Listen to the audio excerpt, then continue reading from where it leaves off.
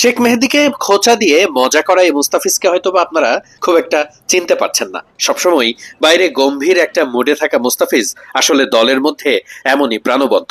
লিটন দাস, নাজমুল হোসেন শান্তরা অনুশীলন শুরুর আগে ওয়ার্ম আপ সেশনে এভাবেই নিজেদের মধ্যে সময় পার করেছেন কথা বলে। সবাইকে বেশ প্রাণবন্ত মনে হয়েছে, বেশ চনমনে মনে হয়েছে। খুব স্বাভাবিকভাবেই এই ভদ্রলোকই আজ কয়েকদিনের জন্য বাংলাদেশ ক্রিকেটের পোস্টার বয়।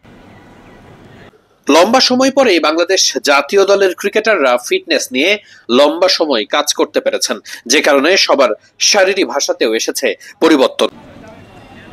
জুম্মার নামাজ শেষ করে খুব বেশি সময় পাননি ক্রিকেটাররা। 1:30-এ জুম্মার নামাজ শুরু হয়। ক্রিকেটারদের মাঠে আসতে হয়েছে 1:50-এ, অর্থাৎ স্টেডিয়ামের পাশের মসজিদেই নামাজ পড়ে সবাইকে ছুটতে হয়েছে মাঠে। মাঠের অনুশীলন চলবে সারা বিকেল নাগাদ। গণমাধ্যমের জন্য স্লট রাখা হয়েছিল মাত্র 20 মিনিট। এরপরেই ক্রিকেটারদের জন্য বিশেষ ক্লোজ ডোর ব্যবস্থাপনা। এ পদ্ধতি চলবে আরো বেশ কিছুদিন। এরপরে নেদারল্যান্ডসের জন্য বাংলাদেশ দলের প্রস্তুতি শুরু হবে। আপাতত এশিয়া কাপের জন্য বাংলাদেশ দল যে দীর্ঘ প্রস্তুতি শুরু করেছে সেটার ফিটনেস ক্যাম্প শেষে এখন শুরু স্কিল ট্রেনিং, যার মধ্যে থাকবে ব্যাটিং, বোলিং এবং ফিল্ডিং। বাংলাদেশ ক্রিকেটের সঙ্গে কাজ করতে আসা পাওয়ার হিটিং কোচ জুলিয়ান উডের সঙ্গে আজকে প্রথমবারের মতো কাজ করার কথা আছে বাংলাদেশ জাতীয় দলের।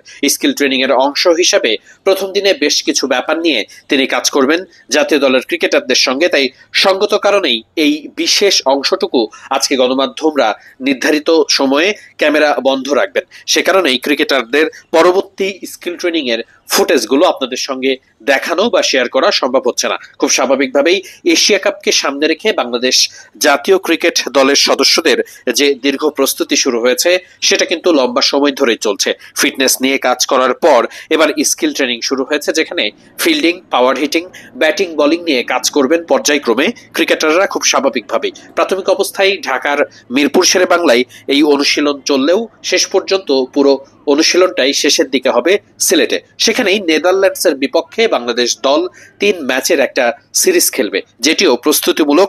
সেই সিরিজেও বাংলাদেশ দলের একাদশে অনেক পরিবর্তন দেখা যেতে পারে প্রতি ম্যাচেই, তেমনটাই আভাস আছে।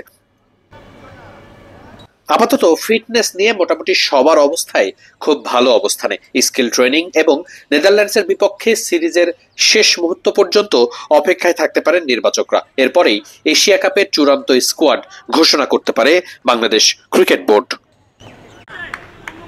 অনুশীলনে ক্রিকেটারদের একাগ্রতা স্পষ্ট। খুব স্বাভাবিকভাবেই সবাই মুখিয়ে আছেন দল হিসেবে কিছু একটা জয়ের জন্য, যেটা নিশ্চিত করেই আলাদা করে নজর কাটছে সবাইকে। মিরপুর শেরে বাংলা জাতীয় ক্রিকেট স্টেডিয়াম থেকে ওয়াহিদ মুরাদ, মিডফিল্ড।